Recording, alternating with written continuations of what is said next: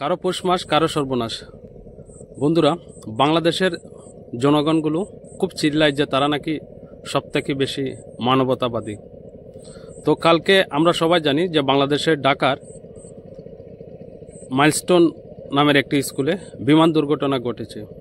যেখানে তো দুর্ঘটনায় অসংখ্য শিশু প্রাণ হারিয়েছে এবং শিক্ষক সহ প্রচুরই প্রাণ হারিয়েছে।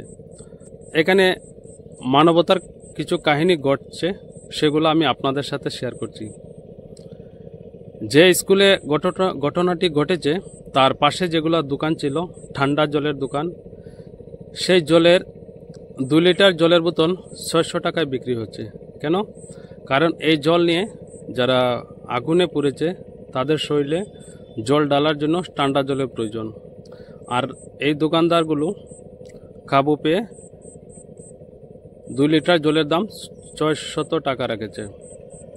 এটাই হলো বাংলাদেশের মানবতা। আমি কথাগুলো এমনি এমনি বলছি না, আমার কাছে প্রচুর প্রমাণও আছে, যা তারাই অনেকগুলা জিনিস লেখালেখি করেছে, এগুলোর ভিত্তিতেই আমি বলছি। তো সব বাংলাদেশের জনগণের দেওয়া তথ্যই থেকে আমি বলছি। যেখানে রিক্সা ভাড়া ছিল 30 টাকা, সেখানে তাড়াতাড়ি আসার জন্য রিক্সাওয়ালা 100 টাকা করে ভাড়া নিয়েছে। তারপর সিএনজি যেগুলো অটো আছে, সেই অটোগুলো শুনেছি 2 মিনিটে 3000 টাকা 2000 টাকা ভাড়া নিয়েছে। তো এই হলো বাংলাদেশের মানবতা।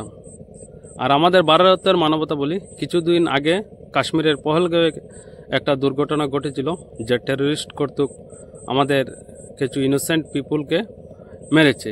তো তখন কি করা হয়েছে, সব যেগুলা টুরিস্ট ছিল তারা সব বাড়িতে ফিরবে বলে তখন এক জাম লেগে যায়, তাড়াতাড়ি ফেরার জন্য একটা হট্টগোল লেগে যায়।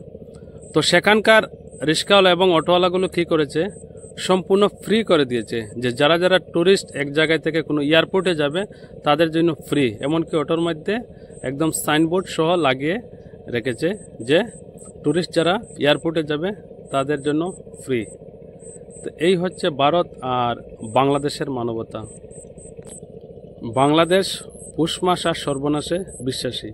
বাংলাদেশে যখন কারো পৌষ মাস হয় কারো সর্বনাশ হয়, আর যখন কারো সর্বনাশ হয় তখন কারো পৌষ মাস হয়। এই নীতিতেই বাংলাদেশের জনগণ এবং বাংলাদেশের সরকার সহ চলে।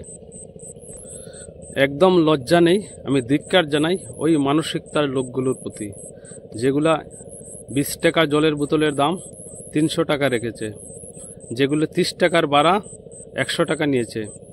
এইসব মানুষদের প্রতি একরাশ ঘৃণা জানাই।